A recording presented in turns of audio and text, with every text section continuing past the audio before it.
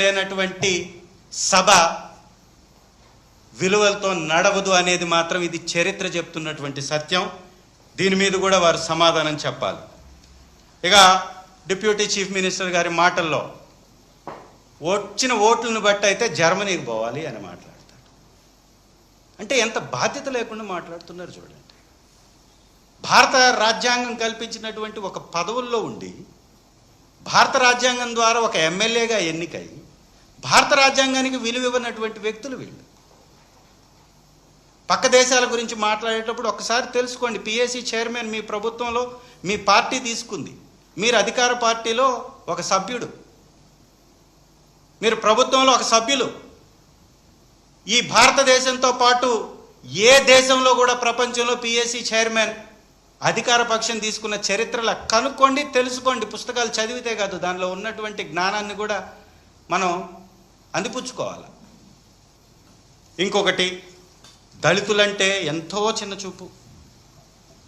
దళితులంటే ఎంతో చిన్న చూపు.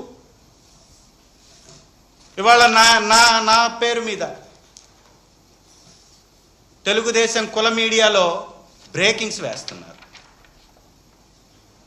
ఒక దళిత శాసనసభ్యుడిగా నా బాధ్యతలు నేను ప్రతిపక్షంలో ఉండి గట్టిగా మాట్లాడుతున్నామని, ఏదైతే ప్రభుత్వం చేసేటటువంటి తప్పుల మీద నిలదీస్తున్నామని ఇవాళ ఒక తప్పుడు వార్తను క్రియేట్ చేశారు.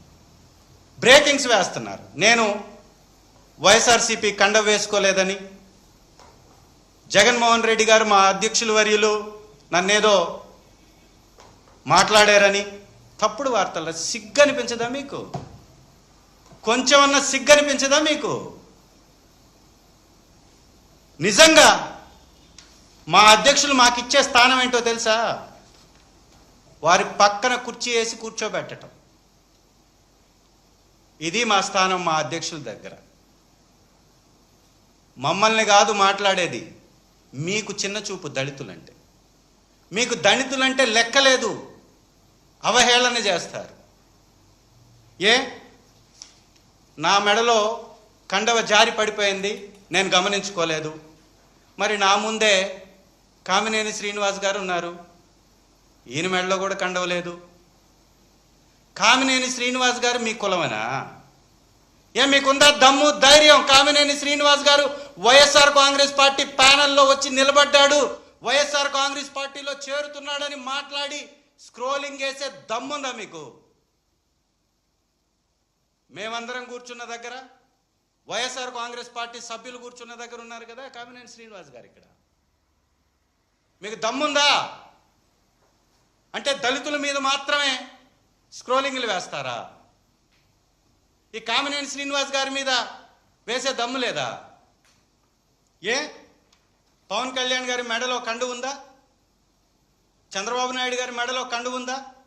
దమ్ము ధైర్యం ఉందా? పవన్ కళ్యాణ్ గారు బీజేపీలోకి వెళ్తున్నారని ఇదే కామినేని శ్రీనివాస్ గారు వేసుకున్నటువంటి అదే కలర్కి సంబంధించిన డ్రెస్ వేసుకున్నారు పవన్ కళ్యాణ్ గారు, బీజేపీ పార్టీలో చేరుతున్నారని రాసే దమ్ముందా మీకు?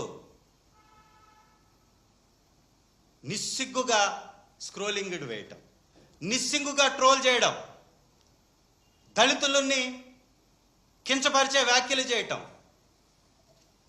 గతంలో వారి నాయకులే చెప్పారు కదా, దళితుల్లో ఎవరన్నా పుడతారని వ్యాఖ్యలు చేసినటువంటి వాళ్ళకి దళితులంటే చిన్న చూపే ఉంటుంది కదా. ఒక ఎమ్మెల్యేని ఒక తప్పుడు వార్తని క్రియేట్ చేసి సర్క్యులేట్ చేస్తున్నారు సోషల్ మీడియాలో. కుల మీడియా కలిగినటువంటి వీళ్ళు ఎంతకైనా దిగజారడానికి సిద్ధమే, ఎంతకైనా దిగజారడానికి సిద్ధమే. ఈ విధంగా నిజంగా రోజు రోజుకి దిగజారిపోతున్నటువంటి విలువలు, రోజు రోజుకి దిగజారిపోతున్నటువంటి ఆర్థిక వ్యవస్థ, రోజు రోజుకి దిగజారిపోతున్నటువంటి విద్యా వ్యవస్థ, రోజు రోజుకి దిగజారిపోతున్నటువంటి రైతుల పరిస్థితి, ఇవన్నిటిని మరచి గవర్నర్ గారి ప్రసంగంలో వాళ్ళకి భజన కార్యక్రమం చేయించుకోవటం అనేది నిజంగా ప్రతి ఒక్కరూ బాధపడాల్సినటువంటి అంశం. ఈ విషయం మీద మీడియా మిత్రులకు కూడా ఈ విషయాన్ని పెద్ద ఎత్తున ప్రజల్లోకి తీసుకువెళ్ళవలసిందిగా రిక్వెస్ట్ చేస్తూ, ముగిస్తున్నాను. Thank you.